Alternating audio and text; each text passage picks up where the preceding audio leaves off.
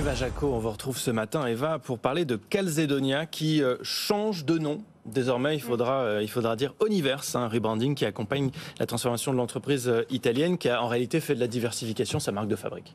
Oui, et Universe, c'est un anagramme pour le nom de famille de Sandro Veronesi qui a fondé le groupe Calzedonia en 1986 à Vérone, en Italie. Rien à voir avec le métaverse, donc. Non, rien à voir. Okay.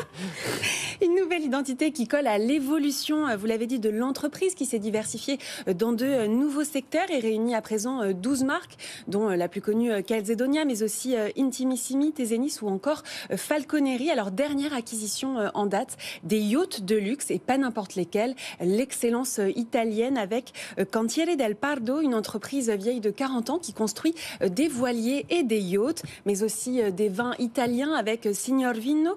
C'est 2000 références et 34 points de vente en Italie, ainsi qu'une maison de couture, Antonio Maras, acquise l'an dernier. Alors, le groupe a réalisé un chiffre d'affaires de 3 milliards d'euros l'an dernier avec 5300 points de vente et 56 pays. Il se place même devant Armani ou Golden Goose dans le secteur de l'habillement selon le classement 2023 du PAM Bianco. Alors en France, on connaît particulièrement ce groupe Calzedonia qui ne fait pas que des collants d'ailleurs. Ça reste la pépite du groupe, hein, Eva. Oui, en effet, en France, Calzedonia est bien implanté, autant qu'en Italie, voire même plus, avec 231 boutiques. L'objectif vraiment, c'est de devenir le leader du collant et du bain en France. Alors avec Calzedonia, le groupe a 4 marques qui bénéficient d'une croissance exponentielle sur le territoire et qui a chacune sa singularité. Intimissimi, c'est de la lingerie mode et intemporelle. Tesenis, c'est de la bonne qualité à un prix abordable et qui s'adresse à une cible plus jeune. Et idem pour Falconeri, c'est une marque de cachemire qui a été acquise